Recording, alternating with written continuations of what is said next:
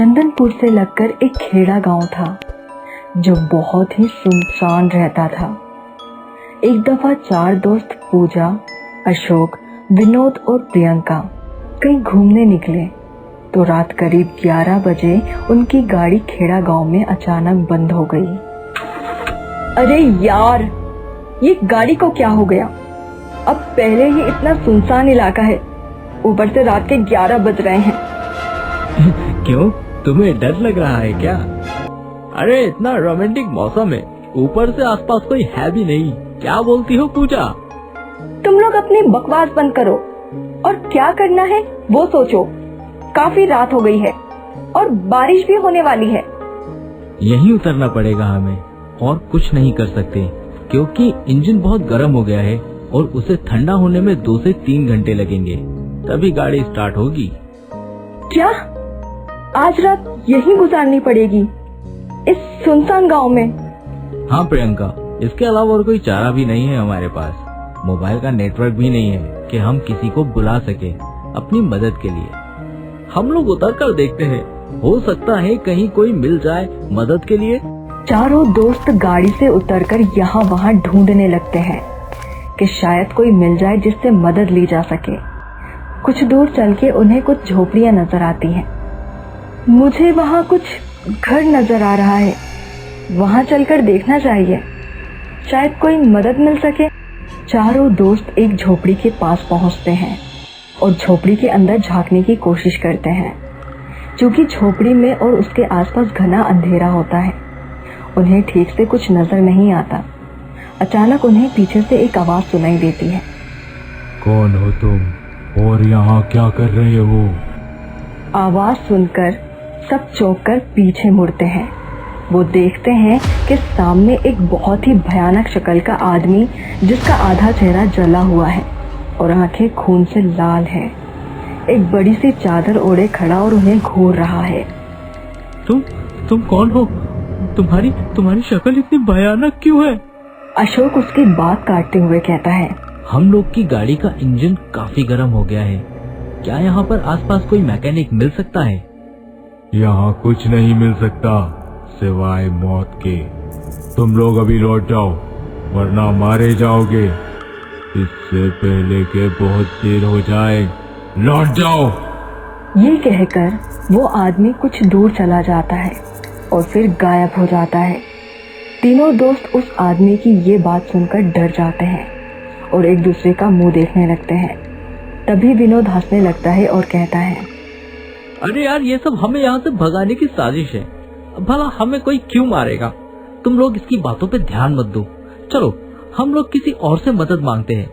फिर वो चारों दूसरी झोपड़ी में झांकते हैं, अंदर कोई नहीं होता। अशोक सबको इशारा करता है और चारों अंदर बैठ जाते हैं। पता नहीं ये किसका घर है, सब सामान मौजूद है यहाँ, बस घर वाले ही नहीं हैं।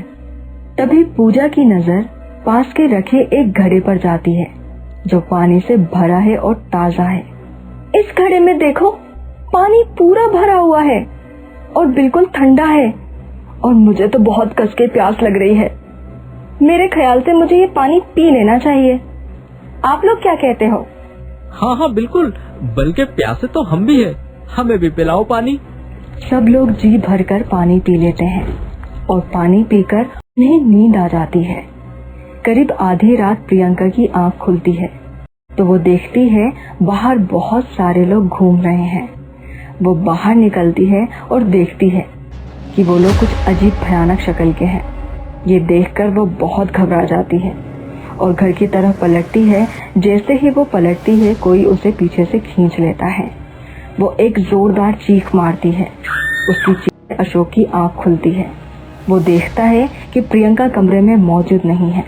वो उसे आवाज देने लगता है, प्रियंका, प्रियंका, कहाँ हो तुम प्रियंका? अशोक आवाज लगाता हुआ बाहर निकल जाता है तो उसे भी कुछ लोग घूमते हुए नजर आते हैं जो अजीब होते हैं। उन्हीं में से एक प्रियंका भी होती है जिसकी शक्ल अब भयानक हो चुकी थी। अशोक उसके पीछे जाता है और उसे आवाज देता है, प्रियंका सुनो। प्रियंका, तुम मेरी बात क्यों नहीं सुन रही हो? क्या हुआ है तुम्हें? तुम पलट कर क्यों नहीं देख रही?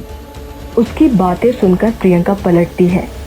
उसकी शक्ल बहुत भयानक होती है। वो एक चुड़ैल बन चुकी है। वो अशोक से कहती है, चले जाओ वरना मारे जाओगे, चले जाओ इससे पहले देर हो जाए। उसकी शक्ल देखकर अशोक डर जाता है और भागने लगता है। तभी उसे सब घेर लेते हैं और नोच नोच कर खा लेते हैं। अशोक की चीख सुनकर पूजा और विनोद की आंखें खुलती है। वो घबराकर उठते हैं तो देखते हैं कि सारे गांव वाले उनके पास खड़े हैं, वो भी एकदम भयानक रूप में, जिसमें अशोक और प्रियंका भी शामिल है। विनोद और पूजा उन दोनों से कहता है, क्या हुआ तुम लोगों को? और ये भयानक लोग कौन हैं? और तुम लोग भी इनके जैसे क्यों दिख रहे हो? तब अशोक और प्रियंका अपनी भयानक आवाज में कहते हैं, हम लोगों को यहाँ नहीं आना चाहिए था, हमने गलती की। ये गांव इनका है और यहाँ किसी का भी अमल दखल इन लोगों को पसंद नहीं। और अब हम भी इसी गांव का हिस्सा है, इसीलिए तुम दोनों को भी मरना होगा। नहीं, ऐसा नहीं हो सकता। ऐसा क्यों कर रहे हो?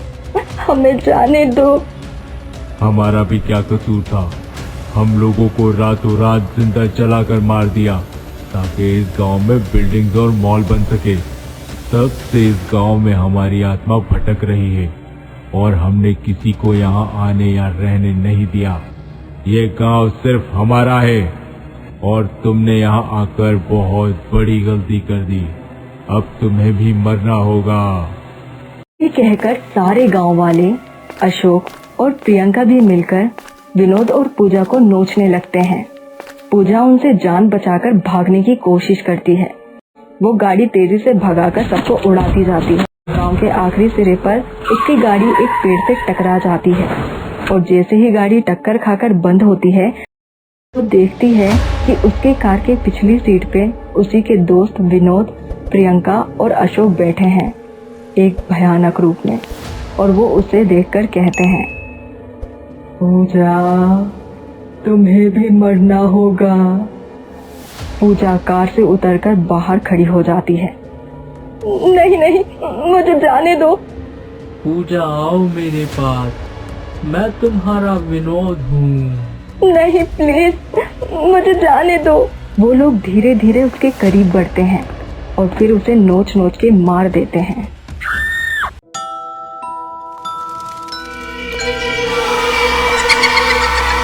मुर्दे की सवारी। ये कहानी एक सच्ची घटना पर आधारित है। कामिल नाम का एक टैक्सी ड्राइवर जो बहुत ईमानदार और नेक था, मुंबई से मलाड तक सवारी को छोड़ता और लाता था। एक रात वो मलाड के कब्रिस्तान के पास खड़ा था किसी सवारी के इंतजार में, तो उसे अचानक पीछे की सीट से आवाज आई, मुझे बैंक स्टैंड ले चलो और पीछे मुड़कर मत देखना, तुम्हारी सोच से ज्यादा बढ़ा दूंगा। बिना किसी सवाल जवाब के मुझे वहाँ छोड़ दो। कामिल थोड़ा सहम गया और पीछे मुड़कर नहीं देखा। वो पूरे रास्ते यही सोचता रहा कि ये शख्स आखिर कौन है और इसकी आवाज इतनी भयानक क्यों है। आखिरकार बैंक स्टैंड आ गया। बस मुझे यहीं उतार दो, पैसे सीट पर रखे हैं, ले लेना। ये कहकर मुर्दा कहीं गायब हो गया। कामिल ने पीछे पलट कर देखा तो नोटों की गड्डी रखी हुई थी। वो इतने सारे पैसे देखकर बहुत खुश हो गया क्योंकि वो बहुत गरीब था और टैक्सी भी उसने उधारी के पैसों से ली हुई थी। वो खुशी खुशी अपने घर जाता है और अपनी बीवी को पूरा वाकया बताता है। अरे वाह, ये तो बहुत खुशी की बात है। इतने सारे पैसे एक ही रात में आ गए। इससे तो हम अपनी टैक्सी का पूरा कर्जा भी चुका देंगे। वैसे कौन था वो बेवकूफ आदमी जो इतना भाड़ा दे गया? पता नहीं, मैंने तो उसे देखा नहीं क्योंकि उसने मना किया था और मैं थोड़ा डर भी गया था क्योंकि उसकी आवाज बहुत अजीब सी थी। कामिल की बात सुन के शेष्टा जोर जोर से हंसने लगती है। तुम हंस क्यों रही हो? हंसू नहीं तो और क्या करूं? तुम उस बेवकूफ से डर गए जिसे ये भी नहीं मालूम कि बैंक स्टैंड जाने का कितना किराया होता है। चलो, जो भी हुआ अच्छा हुआ। हमें फोकट में इतने सारे पैसे मिल गए। कामिल की बीवी शेष्टा एक लालची औरत थी। उसे पैसों और जेवरात की बहुत हवस थी। कामिल उसे सुधारने की बहुत कोशिश करता है, पर वो सुधरती ही नहीं थी। अगले दिन फिर कामिल को कब्रिस्तान के पास वही सवारी मिलती है। मुझे बैंक स्टैंड छोड़ दो, पीछे मुड़कर मत देखना। बिना कोई सवाल जवाब के वो उसे बैंक स्टैंड छोड़ देता है और फिर से उसे पीछे की सीट पर नोटों की गड्डी मिलती है। ऐसे ही हर रोज वो मुर्दा उसकी टैक्सी में बैठता था और बैंक स्टैंड पहुंचकर गायब हो जाता था। देखते ही देखते कामिल लखपति बन जाता है, पर वो टैक्सी चलाना नहीं छोड़ता। एक दिन किसी काम से उसको शहर के बाहर जाना पड़ता है और वो अपने साले जुनैद से कहता है, जुनैद, मैं कुछ काम से शहर के बाहर जा रहा हूँ, आज से मेरी टैक्सी तुम चलाना। और हाँ, एक खास बात तुमको बतानी है। हाँ भाईजान बताइए। तुम मेरी अमीरी का राज जानना चाहते थे ना? हाँ भाईजान बताइए ना। मैं रोज रात को कब्रिस्तान से एक सवारी लेता हूँ। वो सवारी पीछे मुड़कर देखने को मना करती है। मैंने भी आज तक उसे नहीं देखा। तुम भी मत देखना, बस वो जहाँ कहे उसको छोड़ देना। वो जब चला जाए तब पीछे की सीट पर देखना, वहाँ तुम्हें नोटों की एक गड्डी मिलेगी। उसे लेकर बस चुपचाप घर लौटाना। हाँ भाईजान, आप फिक्र ना करें, बिल्कुल ऐसा ही करूँगा, आप बेफिक्र होकर जाइए। कामिल जुनैद को समझाकर शहर चला जाता है और जुनैद वैसा ही करता है। वो कब्रिस्तान के पास अपनी टैक्सी खड़ी करता है तो उसे पीछे से एक भयानक आवाज सुनाई देती है। मुझे बैंक स्टैंड ले चलो, तुम्हें उम्मीद से ज्यादा दूंगा, पर पीछे मुड़कर मत देखना। जुनैद बहुत घबरा जाता है और पूरे रास्ते उसके चेहरे पर खौफ तारी रहती है। वो जैसे तैसे बैंक स्टैंड पहुँच। अरे बहन, ये तो कोई मालदार आदमी लगता है। जब ये किराए के इतने पैसे दे रहा है तो इसके पास कितनी दौलत होगी, जरा सोचो। अरे भाई, यही बात तो मैं कब से कामिल से कह रही थी कि जरा मालूम तो करो वो शख्स आखिर है कौन और कहाँ रहता है और उसके पास इतनी सारी दौलत कहाँ से है। दोनों भाई बहन एक नंबर के लालची होते हैं। इतना पैसा मिलने के बाद भी उन्हें और पैसे पाने की हवस हो जाती है और इसी हवस के चलते उन दोनों के दिमाग में एक आइडिया आता है। एक काम करते हैं, तुम मुझे उसका एड्रेस दो, वो जहाँ उतरता है वहाँ मैं पहले से मौजूद रहूंगी। तुम उसको उतारना, फिर अपन दोनों मिलके उसका पीछा करेंगे। जरा मालूम तो करें कि आखिर बैंक स्टैंड जैसा पॉश एरिया में उसका बंगला कौन सा है। वाह बहन, क्या दिमाग चलाया है, ये एक नंबर आइडिया है। बिल्कुल ऐसा ही करते हैं और आज ही करते हैं। दोनों भाई बहन अपने प्लान के मुताबिक तैयार रहते हैं। जुनैद सवारी को बिठाता है और बैंक स्टैंड की तरफ निकल पड़ता है। वो बस पहुंचने ही वाला होता है कि जुनैद अपने लालच में आकर फट से पलट जाता है उस सवारी को देखने के लिए। फिर क्या था, उस मुर्दे का खौफनाक चेहरा देखकर वो बहुत घबरा जाता है। फिर मुर्दा उसे गुस्से में देखकर कहता है, मैंने कहा था ना, मुझे पलटकर मत देखना, अब तुझे मरना होगा। नहीं नहीं, मुझे मत मारो, मैं किसी से कुछ नहीं कहूँगा। तू कहने के लिए जिंदा रहेगा तब कहेगा ना। ये कहकर मुर्दा उसका सर जोर से पकड़ता है और पूरा घुमाकर उसकी मुंडी को तोड़ देता है। यहाँ शेष्टा उसका इंतजार कर रही होती है कि अचानक से शोर उठता है। अरे ये क्या हुआ?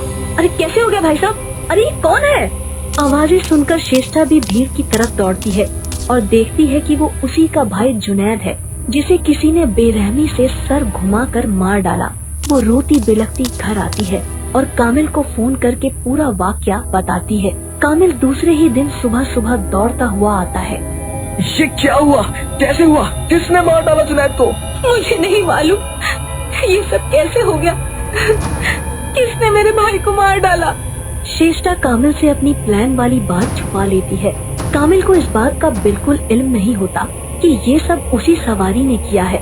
शेष्टा अपने दिल में सोचती है कि जरूर ये काम उस अमीर आदमी का है, उसको हमारे प्लान का पता लग गया होगा, इसीलिए उसने मेरे भाई को मार डाला।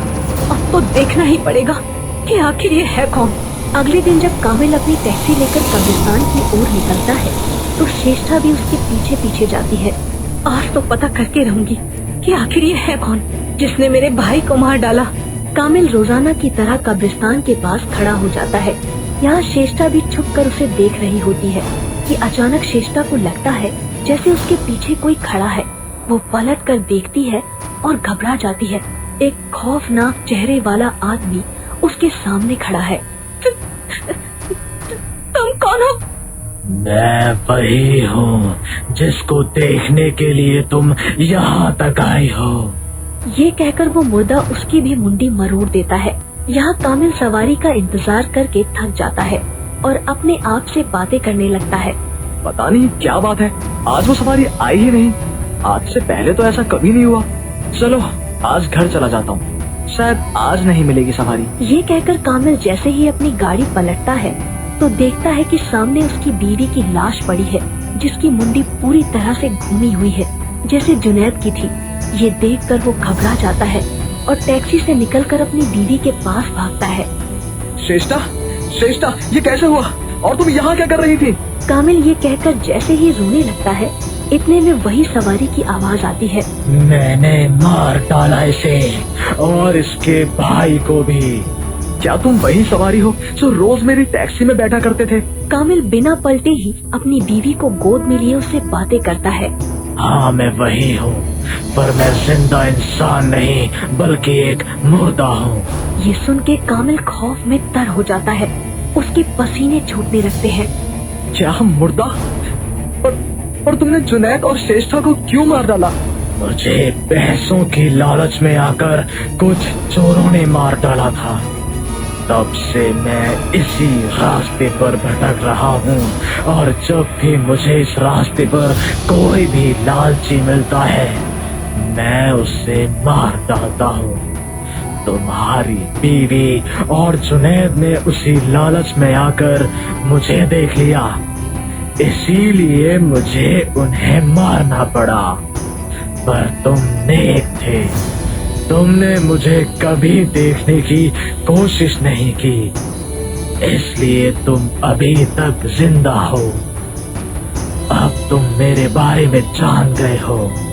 अब तुम इस रास्ते पर दोबारा कभी मत आना। सुनने में आता है कि आज भी उस रास्ते पर कब्रिस्तान से रोज एक सवारी